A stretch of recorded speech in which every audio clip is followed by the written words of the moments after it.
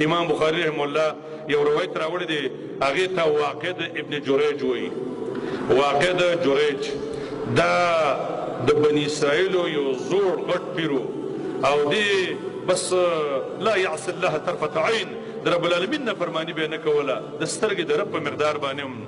دوه درې څلور ځای امام بخاري رحم الله د هغې واقع را نقل کړې ده. دا یو غټ عابد بني اسرائیلو کې ناستو نو یو ورځ دی په بندګۍ د رب باندې ولاړ دی مور یې راښکاره شوله اواز یې پرې وکړ یا جریجو ای زما بچی جریجه نو هغې ویل یا الله هلته مونځ کوم ورته مې مور راغله بیا یې اواز وکړ ای جریجه یا الله یو طرف ته مې مور ده او بل طرف ته زه مونځ کوم درېیم اواز یې وکړ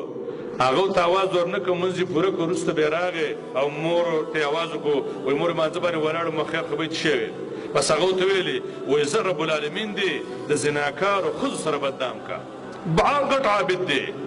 د نبوت نه وروسته لاندې سړی دی په ډېر اوچت عبادت باندې مصروفه دی.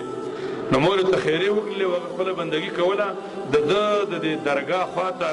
یو چوپانه زنانه وه هغې به مالونه به ساتل بول به غرله بېرته به راتلله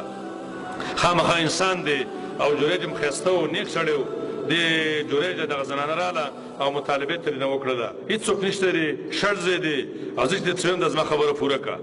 هغه ورټله پیسې ورته ومنلې خو بیا هم د دې نه مې انکار نه کوو وایي خامخا ما سره دا عمل کې جریج ته نه انکار وکړه او هغه زنانو ته ویلې وایي زما دې په رب قسم وي چې ما او تا به سره ګورو زه به تا بدنام کوم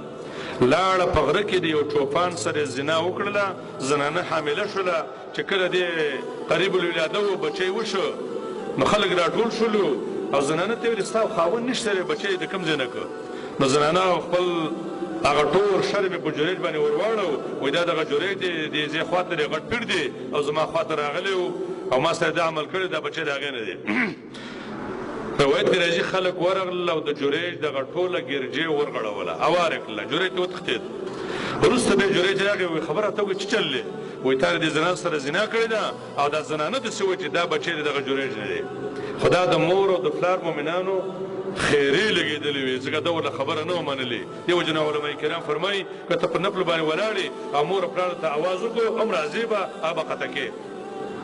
دا د بعضې علماو نظر دی.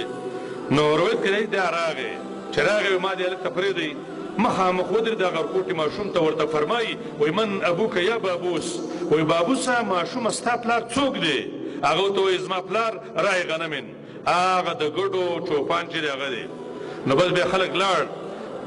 او هغه چوپان یې راونیو بیا هغه ځای هغه ټوله صحنه ټوله تعقیب شوله علامه ابن حجر اسقلاني رحم الله فرمایي کومې ونې یخته چې دې دواړو بدعملي کړې وه هغې پرې شهادت وکړو چې دا هلک دا دغه چوپان نه دی او دا زنانه په ځان باندې هغه قادر کړی و